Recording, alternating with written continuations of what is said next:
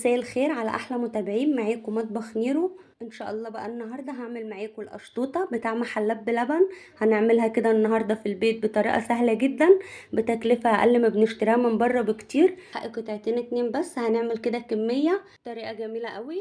ان شاء الله الطريقه تنال اعجابكم. تعالوا بقى نسمي الله ونصلي على الرسول ونشوف عملناها ازاي. هنزل كده بست بيضات، البيض يكون بدرجه حراره الغرفه. وهحط برضو معلقه كده كبيره من محسن الكيك بتاع بونو بلس ده، بيبقى حلو قوي كده في الكيك وبيخليه هش وطري. هنزل كده بالمعلقه، بصوا انا ملياها ازاي. وهحط برضو كده كيس من الفانيليا، ممكن تحطي برضو فانيليا سايله بس انا دي المتاحه عندي.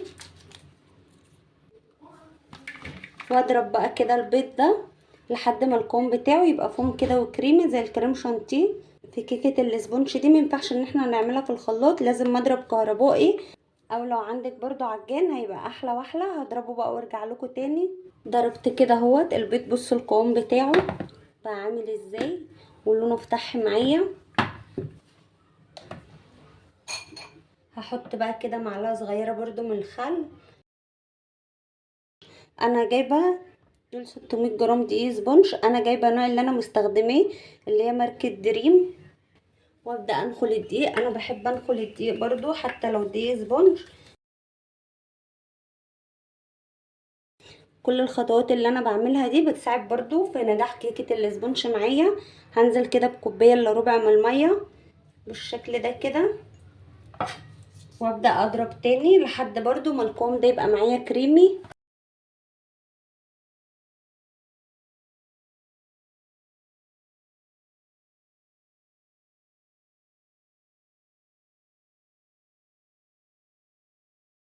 بصوا لونه فتح معايا ازاي والكميه برضو اتضاعفت.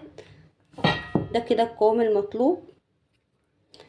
حطيت بقى كده شويه زيت في ارضيه الصاج، انا هستخدم صينيه مقاس 30 في 40.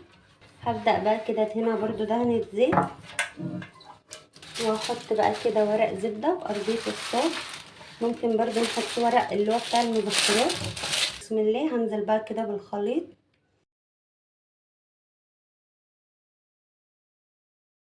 واجيب بقى كده عود شيش طاووق وابدا بقى كده اعمل كده برضو عشان لو في اي فراغات برضو ما تهبطليش الكيكه وهي في الفرن. التسويه بقى انا هسويه كده على اعلى درجه حراره في اقرب رف من الفرن لمده 30 دقيقه، وارجع لكم تاني. طبعا مش هشغل الشوايه عليه. كده ما شاء الله اللهم بارك، طلعت اهوت الصاج من الفرن بالشكل ده. هغطيه بقى، انا لسه مطلعاه حالا. هغطيه كده باي ورق كراريس عندي، وبعد كده هشيل الورق الكراريس واقوم مغطيه بالفوطه. بس الهدف من ورق الكراريس ان هو يطلع البخار والقشره دي تطرى معايا كده عشان تتقشر معايا بكل سهوله. هعمل بقى كده الكريم شانتيه. هنزل كده بكوبايه من اللبن بالشكل ده، وهنزل برضو من كوبايه كده مليانه من كريم شانتيه، وهحط برضو كده معلقتين من السكر، سكر حبيبات عادي. وهزود برضو نص كوبايه ميه تاني، وابدا اضرب بقى كده. بسم الله.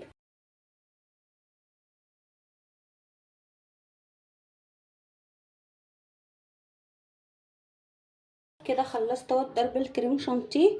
بس للامانه انا زودت كمان معلقه كريم شانتيه بودر لان الجو حر وحسيت ان الكريمه دي سايحه معايا. هحطها برضو كده في التلاجة تسقح كده شويه عقبال ما اجهز باقي الحاجات. معايا بقى كده حبايه من المانجا، هبدا بقى كده اقشرها. بسم الله.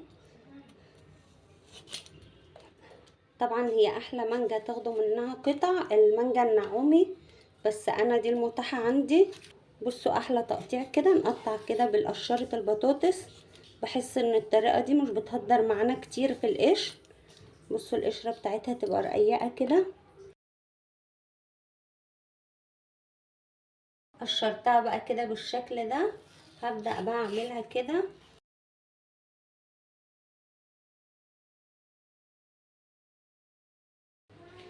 كده الكيكه بردت اهي بقى. هشيل بقى الورق ده كده. بصوا الوش اللي هو بتاع زفاره البيض بيطلع اهوت مع الورق بكل سهوله. هبدا بقى كده اقشرها بصوا كده بتتقشر معايا بكل سهولة ازاي، ولا نحتاج بقى ان احنا نقعد نشيل بالسكينة؟ بكل سهولة كده بتقشر معانا. اشيل بقى الوش اللي هو بتاع زفارة البيض ده وارجع لكم تاني. قشرتها بقى كده بالشكل ده، هبدأ بقى كده اقلبها. همسح بقى طبقة الزيت دي. هشيل بقى كده ورقة الزبدة بالشكل ده.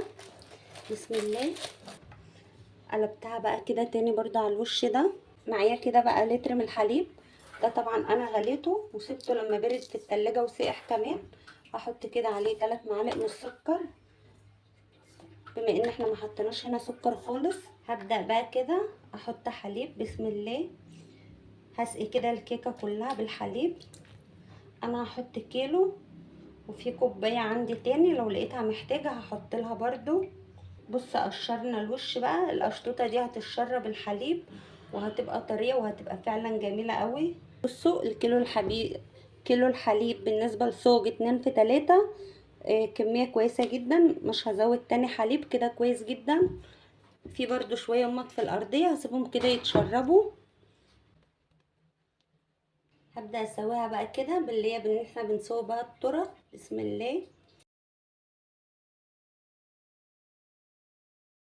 عندي دي بقى كده، دي قطعة الخضار. هبدأ اعمل بيها كده بشكل عشوائي، وبعدين هقطع الصاج كده بالشكل الطول ده. بسم الله.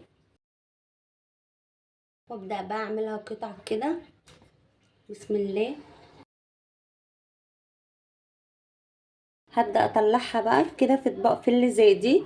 بصوا السمك بتاع الكيكة ما شاء الله، اللهم بارك. ده كده الحجم المناسب للكيكة اللي هي بتاع القشطوطة. لا تبقى تخينة قوي ولا تبقى رفيعة قوي. ده كده السمك ده خدناه من 600 جرام دقيق. انا حبيت اقول لكم بالجرام لان مش كل الناس هيبقى عندها نفس الكوبايه مقاس واحد، فقلت هعمل كده بالجرام اسهل ليا وليكم، عشان برضو الوصفه اما حد يجربها ورايا تطلع معاه كده مظبوطه 100%. عملت بقى كده 6 اطباق بالشكل ده كده، واللهم بارك. دول برضو فاضلين معايا كده في الصاج بالشكل ده. بصوا الكيكه اتشربت كل الحليب اللي انا حطيته. هبدا بقى كده احط مانجا كده، قطع مانجا على الوش بالشكل ده. حابه تعملي الصينيه كلها بالمانجا زي ما انا هعمل كده، مفيش اي مشكله، براحتك تماما. حابه تشكلي وتعملي كذا حاجه، انا هقول لكم برده كذا فكره. عندي بقى كده 70 موز جرى عليهم الزمن، هحطهم برده كده على قطعه من القشطوطه. هحط بقى كده على اللي هي بالموز دي، هحط كده كريم كراميل.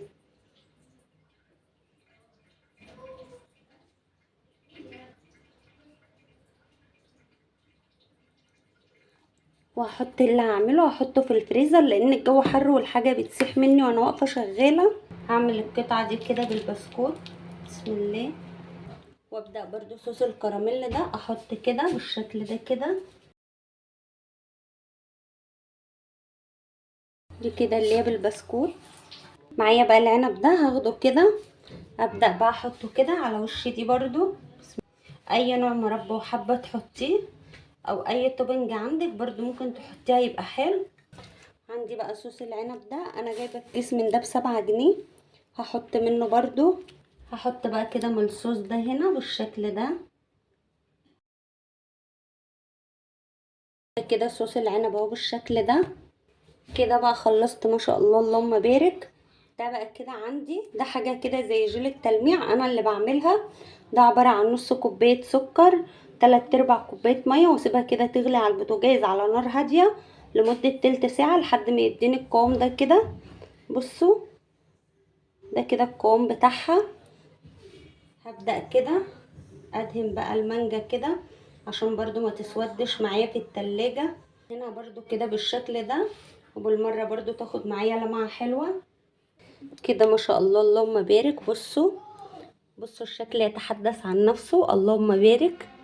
بصوا عملت بقى كده بالبسكوت والكراميل وبالمانجا وبالموز والكراميل وبالعنب كده وصوص التوت ما شاء الله بالشكل ده كده.